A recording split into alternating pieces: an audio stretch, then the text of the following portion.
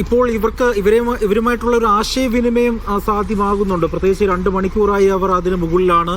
ഭീതിപ്പെടുത്തുന്നു, ദൃശ്യങ്ങൾ തന്നെ നമ്മൾ ഭീതിപ്പെടുത്തുന്നുണ്ട്. ആഷിക്ക് സൂചിപ്പിച്ചതുപോലെ തന്നെ ഇടുക്കിയുടെ ഭൂമിശാസ്ത്രപരമായ ഒരു ഘടന നമുക്കറിയാവുന്നതാണ്. അപ്പോൾ അത്രയും ഉയരത്തിൽ നിൽക്കുകയാണ്, ഇവരുമായി ബന്ധപ്പെടാൻ കഴിയുന്നുണ്ട്. ഏറ്റവും സങ്കടകരമായ കാര്യം കുഞ്ഞുങ്ങളടക്കം അതിലുണ്ട് എന്നുള്ളതാണ്.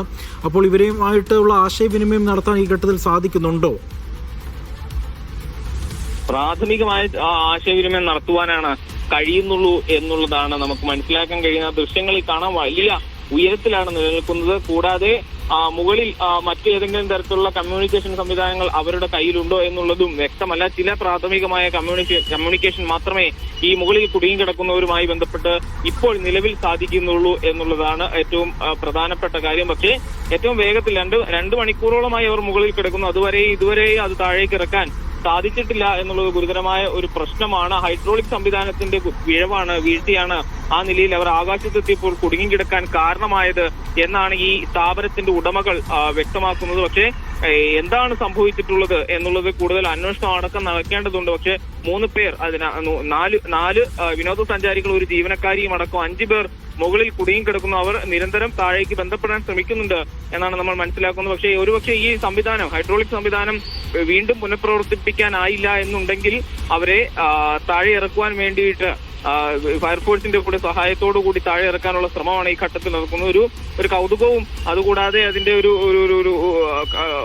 രസകരമായ അനുഭവം ഒക്കെ തേടി വന്ന വിനോദസഞ്ചാരികളാണ്. മലപ്പുറത്ത് നിന്ന് അവധി ദിവസങ്ങളിൽ ഇടുക്കി കാണാനെത്തിയ വിനോദസഞ്ചാരികളാണ് ഇവർ എന്നാണ് നമ്മൾ മനസ്സിലാക്കുന്നത്. അവരാണ് ഈ ആനച്ചാലിലെ ഈ സ്ഥാപനത്തിൽ, സ്വകാര്യ സ്ഥാപനത്തിൽ ആകാശത്ത് നിന്നുകൊണ്ട് ഡൈനിങ്, കുടുംബാംഗങ്ങളും സുഹൃത്തുക്കളോടൊക്കെ ഒപ്പം ആകാശത്തിരുന്നുകൊണ്ട് ഭക്ഷണം കഴിക്കാനാകുന്ന ഒരു അപൂർവ അവസരം ആസ്വദിക്കാനായി ഈ സംവിധാനത്തിനുള്ളിൽ കയറിയതാണ്, ഈ യന്ത്രത്തിനുള്ളിൽ കയറിയതാണ്. ഇവരെ ഇരുത്തിയതിനു ശേഷം ഈ ടേബിൾ അടങ്ങുന്ന ഡൈനിങ് സ്പേസ് ഉയർന്നു പൊങ്ങുകയും ഹൈറ്റിൽ നിന്ന് അവർക്ക് ഒരുമിച്ചിരുന്ന് ഭക്ഷണം കഴിക്കാനും ചിത്രങ്ങൾ എടുക്കാനും അടക്കമുള്ള സംവിധാനങ്ങൾ ഉണ്ടാകും.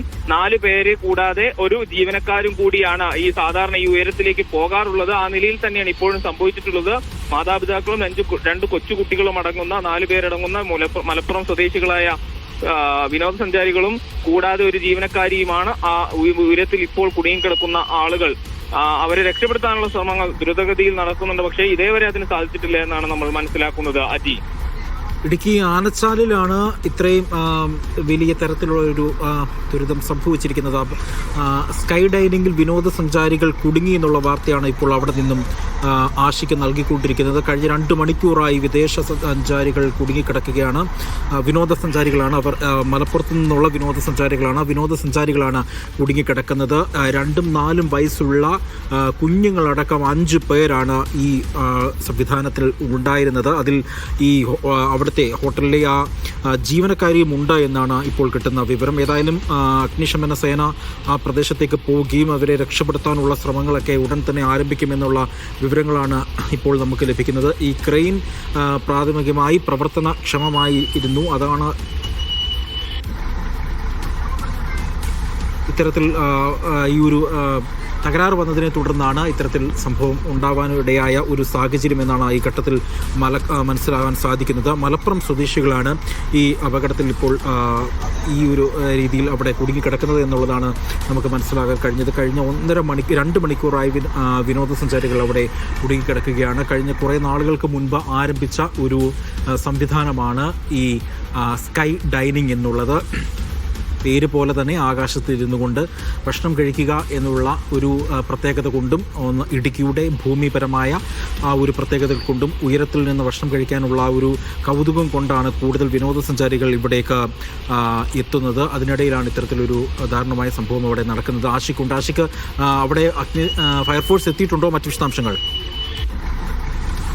സംഘം ഈ സംഭവ സ്ഥലത്ത് എത്തിയിട്ടുണ്ട്. പക്ഷേ ഫയർഫോഴ്സ് സംഘാംഗങ്ങൾ പറയുന്നത് അവരെ ഈ ഏതാണ്ട് 150-ലധികം അടി ഉയരത്തിലാണ് ഇവർ സ്ഥിതി ചെയ്യുന്നത്. അവിടെ നിന്ന് താഴേക്ക് ഇറക്കുക എന്നുള്ളത് വലിയ ശ്രമകരമായ ദൗത്യമായിരിക്കും. പ്രത്യേകിച്ച് കൊച്ചുകുട്ടികൾ അടക്കമുള്ളതിനാൽ അത് വളരെ ശ്രമകരമായ ദൗത്യമായിരിക്കും. നിലവിൽ അവർ മുകളിൽ സുരക്ഷിതരാണ്. താഴേക്ക് വീഴാനുള്ള സാധ്യതകൾ നിലവില്ല. അതുകൊണ്ട് ഈ യന്ത്രത്തിന്റെ പ്രവർത്തനം പുനരാരംഭിക്കാൻ കഴിയുമോ എന്ന ആദ്യഘട്ടത്തിൽ പരിശോധിച്ചതിന് ശേഷം മുകളിൽ നിന്ന് മറ്റേതെങ്കിലും മാർഗം ഉപയോഗിച്ച് ഇവരെ പുറത്തിറക്കാൻ കഴിയുമോ എന്ന് പരിശോധിക്കുമെന്നാണ് ഫയർഫോഴ്സ് അംഗങ്ങൾ ഈ ഘട്ടത്തിൽ പറയുന്നത്.